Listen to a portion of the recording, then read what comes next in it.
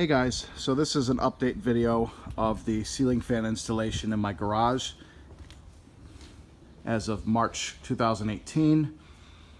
Yesterday I did a lot of work in here to add some lighting and some different fans.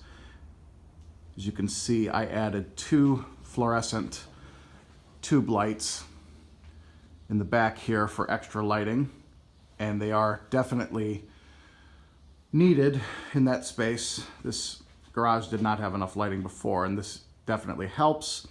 I've got my testing rig here in the center on a beam. Right now the Craftmade Sonora is still hanging there as I was testing it, and I have a video of that here on my channel. That will be coming down as soon as I figure out a way to store it, because I don't want to break that motor housing because this fan is in really good shape. I have a light there to put some more lighting on the space for testing. And then I added this 52-inch Emerson 1895 series. I took down the Palmer Pacific Breeze that was hanging there because that fan was sold to another collector. And I added this 4-light arm fixture to it with 4 60-watt LED bulbs. This fan is pretty beat up. It's not in the greatest shape, so that's why I added it to this space. But it does move a really good amount of air, and it really, I can't find anything wrong with it other than the conditions, so I figured this was a good space for it. That's over the second carport bay where my trailer is. Pardon the mess. And then here over where I park my car is a 52-inch Bel Air ceiling fan. And these originally were sold at Handy Andy back in the day. I believe this to be late 1980s. And then I put the 4-light tulip shade fitter on it for extra lighting.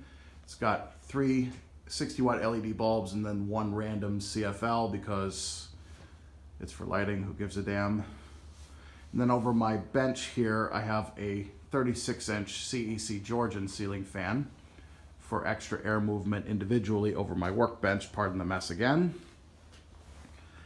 And then I still have the 42-inch Georgian over the door there, but it's unplugged, as you can see, because I kind of ran out of plugs to use that are switched. That light fixture there is controlled by the pull chain. I had originally had this one here, and then that Georgian here was in the corner, as you can see the box there, and they were controlled by the main light switch that's next to the door, but that light switch controls the 2 main ceiling fans and then the tube lights in the back, because the tube lights in the back are plugged into that outlet, which is controlled by the switch. And then also these have permanent boxes, as you can see the Romex wired up to them. So that's what the switch controls. So because the fluorescent lights in the back are plugged into the only outlet that's controlled by that switch, and I had originally had those 2 fans running off of that same plug setup. And actually, there used to be a bulb here that had the 2 spinner fans plugged into it, but I removed that in favor of permanent ceiling fans. So that one became the bench fan. I'm not entirely sure what I'm going to do with this one yet, but we'll see. That one may come down in favor of a light fixture. I may leave it up. I'm not entirely sure. But until then, the plug will just be dangling there, because right now I don't really give a damn. So anyway, that's the updates on my garage lighting situation. It's a more permanent solution, and it definitely spreads a lot more light, and definitely fans for air movement. And the reason I put somewhat beat up and cheaper fans in here is because I smoke in my garage when I work. So in favor of not ruining a fan that is high quality or hard to find, I put cheaper fans that you can kind of beat on, because I see these 36-inch Georgians all the time. So really replacing this is no big deal. This is kind of a cheapo fan, but it is a really nice fan. It definitely moves air, and it's a childhood setup with a light fixture and all that.